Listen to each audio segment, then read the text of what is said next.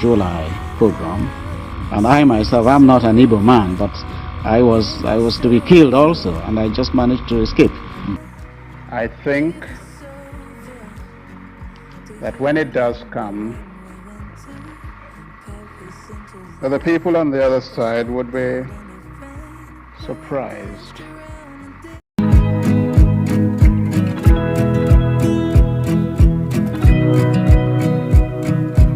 What's up, everyone? It's your boy, the Crackhead, wishing you all a wonderful day. Now, my independence dance with that. When Asabi say we see the 1st of October, and as such, we still wish Nigeria a happy independence. It no matter whether you the vex for Nigeria, now your mama, you need wish them happy birthday. They say monkey no fine, but mama still like him.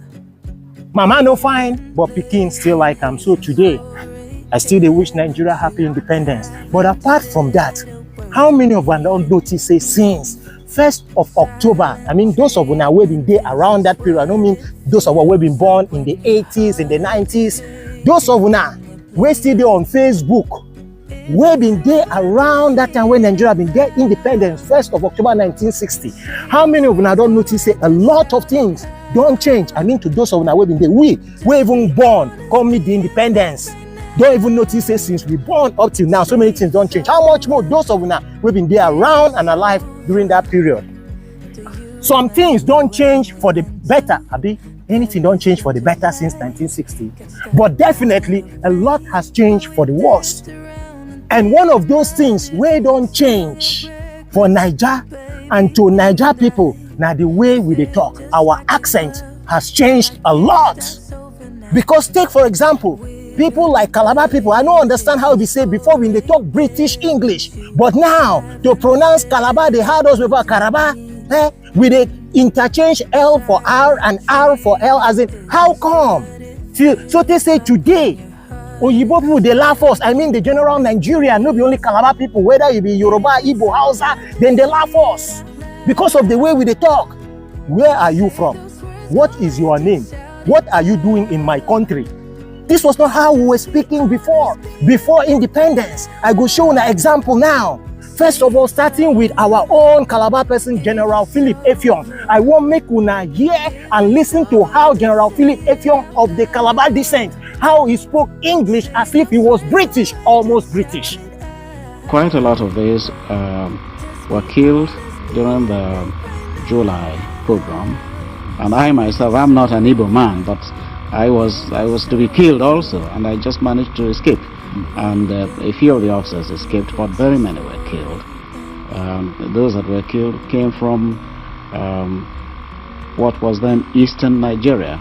For instance, Major Rock is not an Igbo man, but he was killed.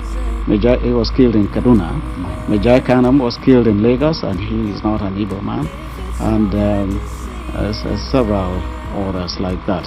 I'm trying to say that the people, the officers killed, came not just from one tribe, but from the Eastern Nigeria as it then was. Yes. Okay, and the next person on the list, now General Arguyi Ironsi. Make una pay attention to how Arguyi Ironsi been the talk as if he was a brother to a British man. Make una pay attention. Assisted by an advisor who is the last person to hold the office of the regional governor. The normal function of government in each region will be carried on by the permanent secretaries in the region, and they will be directly responsible to the military government there. The regional military government are directly responsible to the head of the federal military government and the supreme commander of the armed forces, Federal Republic of Nigeria. Oh, what about Murtala Muhammad? Make una pay attention to how General Murtala Muhammad, that guy when nobody even know how to organize in battalion for Nigerian Civil War, but in English was better compared to the English where we speak today. Make una watch. This situation, if not arrested, would inevitably have resulted in chaos and even bloodshed. In the endeavor to build a strong, united, and virile nation, Nigerians have shed much blood.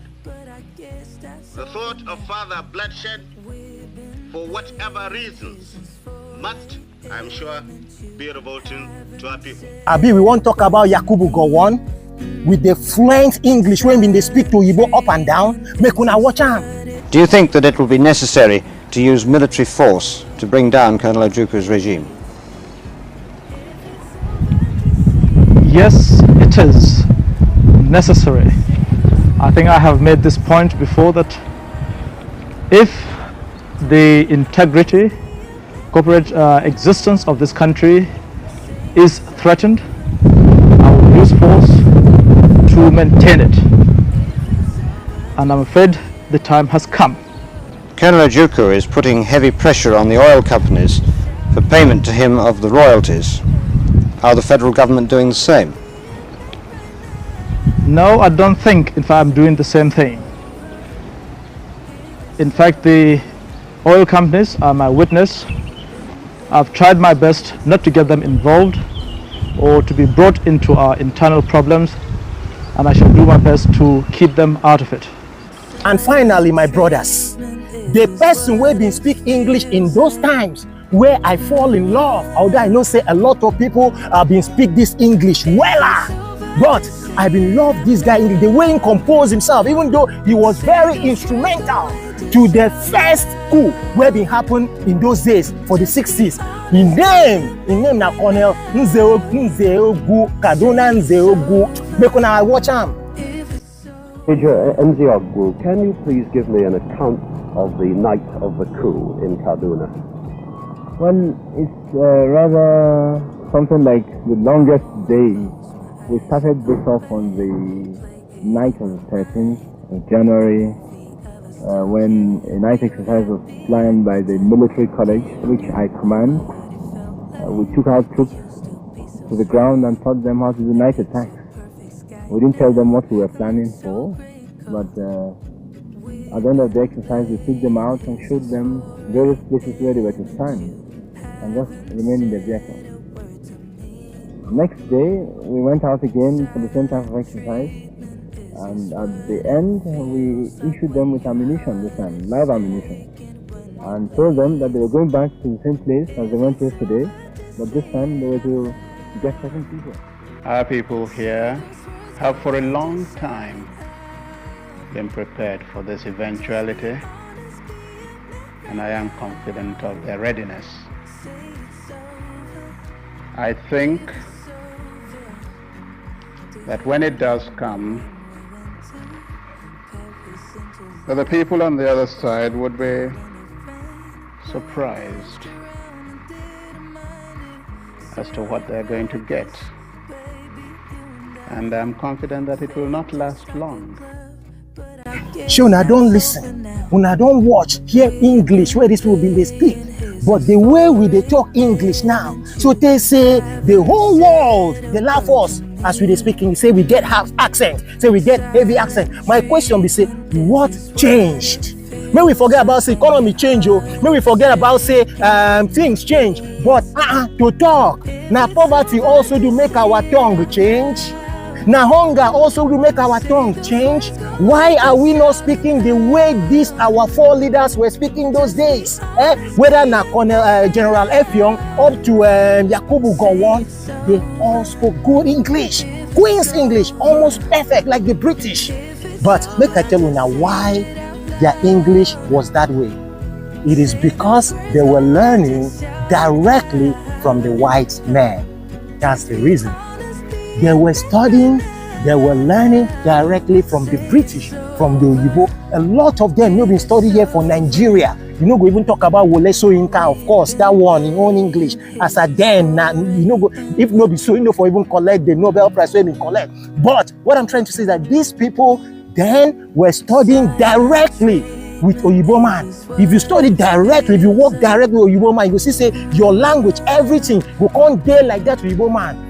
But today, the people where they teach us, in fact, from the 70s and 80s, as our own Nigerian parents, leaders, teachers, as at those days, as they been don't come, you know, learn the English, so they think on the day watered down. Because imagine say the person where you hear them from, now the source, from the source where all these people they study from. So now as them now don't learn them from the source, they were speaking like the source, and now as them now can't teach the people where they teach, you know, now so the source, then they cut up from the source, they disintegrate go. So that even today, for school, some students no even fit speak English, not to talk of even the accent. So this is the difference. This is why our tongue has changed. This is why our accent has changed. But anyways, whether you sabi English or you no sabi English, that will no mean say you no go dey successful. English no be our language, but it's important to know the language. That's now why our leaders, 4 leaders, they were so serious in learning this language. That was why our 4 leaders, they learned it and they knew it perfectly, and they spoke with almost no Nigerian accent. The only time you would know that was a Nigerian speaking is when he tells you where he is from. But apart from that, you'll never be able to differentiate if this is a Nigerian, if this is a Ghanaian, if this is a Kenyan. You can never differentiate. But today, make Nigerian person just open mouth, they talk, that is a Nigerian, that is a Nigerian. That's so it be. But anyways, what be my concern? So if you get opportunity to send your children go better school, make sure say you send them go better school. No, they stingy with your money. Your children have the right to a good and quality education. See as our leaders when they talk good, perfect English. But today, most of our leaders, they don't even fit speak the English. To show you say, if you get close to Igbo, now so your mentality, your language, your tongue, everything will change. That now why, if you carry your pikin go abroad from when in day small, by the time in big, if you go back village, in village people know if you feel understand what in they talk. Why? Because as in they grow, in they live with them, they mingle with them, they talk like them. But anyways, whether our tongue change or change, I just want to make una, as in Sabi say, the way we were speaking those years is much different than the way we are speaking now, and our accent don't change a lot from the 20s, from the 60s to now. Our accent has changed. Can we go back to that same way? How we spoke with dignity? Can we go back to that same way? When we say when we talk, white man go listen to us. Then go one give us interview. Why? Because they like how we talk. White men that time, they've been the rush to give Nigerian person interview. But today, now you the big white man make it come give you interview. Anyways, I just say.